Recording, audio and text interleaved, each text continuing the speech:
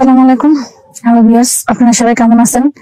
আলহামদুলিল্লাহ আমি ভালো আছি, আশা করি আপনারা সবাই ভালো আছেন। আমি একটা গল্প নিয়ে এসেছি আপনাদের মাঝে।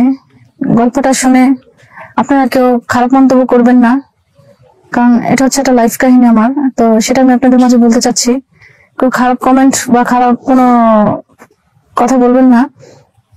তো আমি আগে আমার পরিচয়টা দিচ্ছি। আমার নাম হচ্ছে সোনিয়া, আমরা দু বোন। আমার নাম হচ্ছে সোনিয়া, আমার ছোট বোনের নাম হচ্ছে মনি। তো আমার এক জায়গাতে বিয়ের প্রস্তাব আসে, আমার বোনের এক জায়গা থেকে বিয়ের প্রস্তাব আসে। তো সেখানে আমার বোনকে দেখতে আসে। তো যে ছেলে আমার বোনকে দেখতে আসছে তার সাথে বন্ধু আমাকেও পছন্দ করছে। তো একসাথে আমাদের দুনো বোনের বিয়ে হয়েছে। তো দুজন ভালো কিছু এক বছর বিয়েটি হওয়ার পরে দু বোন একসাথে শ্বশুর বাড়িতে চলে গেছি। কিছুদিন ভালো সংসার করছি, ভালোই চলছি। হঠাৎ করে একদিন আমার হাজবেন্ড আর আমার বোনের হাজবেন্ড, ওরা তো দুই ফ্রেন্ড, তো ও বলতেছে যে বউ বদল করবে। তখন আমি বলি বউ বদল করবে মানে?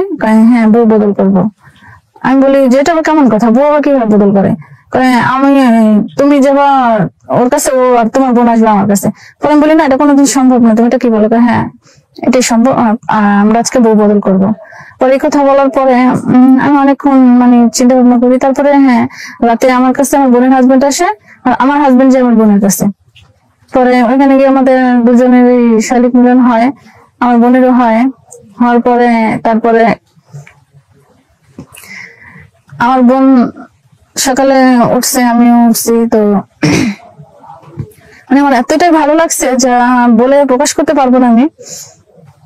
তো অনেকটাই, কারণ বুঝতাম না যখন হাজবেন্ডের সাথে ছিলাম, হাজবেন্ডের একাই ছিল, তখন তো বুঝতাম না যে কার কাছে কতটুকু শান্তি পাই। তো পরে যখন আমি আমার বোনের হাজবেন্ডের কাছে যখন ছিলাম, তখন বুঝতে পারছি না অন্যরকম একটা তো আমি পরে অনেক দিন এরকম আমাদের চলছে। তারপর থেকে আমার হাজবেন্ডকে আমার ভালো লাগে না, আমার হাজবেন্ডকে আমার ভালো লাগে না। আমার মন চাইতো যে আমি অন্য কারোর সাথে শারীরিক মিলন করি বা কিছু করি, এরকম আমার ইচ্ছা হতো। তখন চিন্তা করতাম, তো যাইতাম আমি মাঝে মধ্যে। তখন একজনকে দিয়ে আমার ভালো লাগতো না। এরকম কয়েকজনের সাথে শারীরিক মিলন হয়েছে। তো আমার একটা কথা কি, যে এটা যদি অদবদল না হয়তো তাহলে বুঝতাম না, যে মনে করতাম যে আমার হাজবেন্ডের মতো মনে হয় সবাই, ওর মতো মনে হয়তো সবাই ওরকম করে ভালোবাসে বা আদর সব করে, ওরকম করে সবাই করে। কিন্তু পরে দেখলাম না, এক একজন এক এক রকম। আমি যেরকম আমার বোন তার ওরকম না, আমার বোন যেরকম আমি তার ওরকম না। ঠিক সেই রকমই হচ্ছে রে আমার প্রত্যেকটা পুরুষই আমার কাছে এরকম মনে হয় যে প্রত্যেকটা পুরুষই ভিন্ন ভিন্ন, আলাদা, সবাই একরকম না। এটা যেই মেয়ে যা সে বুঝে, আর যে না গেছে সে বুঝে না। হয়তো অনেকে বলতে পারেন যে তুমি তো তাহলে খারাপ মেয়ে। না, সেটা খারাপের জন্য না, সেটা খারাপটা করছে কি আমার হাজবেন্ড। আমি একটা জিনিস দেখেন, আমরা যখন একটা ছোট কুড়ের ঘরে থাকি তখন মনে করি কি এটি আমাদের জন্য শান্তি। যখন একদিনের জন্য একটা প্রাসাদে যাই বা বিল্ডিং ঘরে রুমে যাই থাকি, তখন মনে হবে কি যে না, আমার কুড়ের ঘরের থেকে তো আমার এখানে শান্তি, তো আমি এখানে থাকবো। তখন ওইটার থেকে যদি আরেকটু উঁচু জায়গা যাই, তখন মনে হবে কি না রে, ওইটা থেকে ওইটাই কিন্তু আমার এখানে শান্তি। ঠিক ওই রকমই জাস্ট একটা মনের খারাপ বলতে একটা কথা, সেটাই। একটা পুরুষের কাছে 2 দিন 3 দিন থাকার পরে যখন আরেকটা পুরুষের কাছে থাকা হয়, তখন মনে হচ্ছে কি যে ওইটা ওরকমই। তো সেটাই আমি বললাম, আমারও সেই ঠিক ওরকম অনুভব হচ্ছিল বা হচ্ছে। আমি তার জন্য আমার হাজবেন্ড যখন অদল করছে তখন আমি এটা করছি। আমার কাছে আমার হাজবেন্ড তখন আমাকে অনেক বাধা দিছিল। পরে আমি বলছি তুমি তো আমাকে এটা দেখাইছো, তখন এখন তোমাকে একা দিয়ে আমার হয় না, আমি বাট আমার একা তোমার মৃত্যু তোমাকে ভালো লাগে না। পরে বলতেছে মৃত্যু ভালো লাগে না, এটা কেমন কথা বললাম? বলি হ্যাঁ এটা মনের কথা।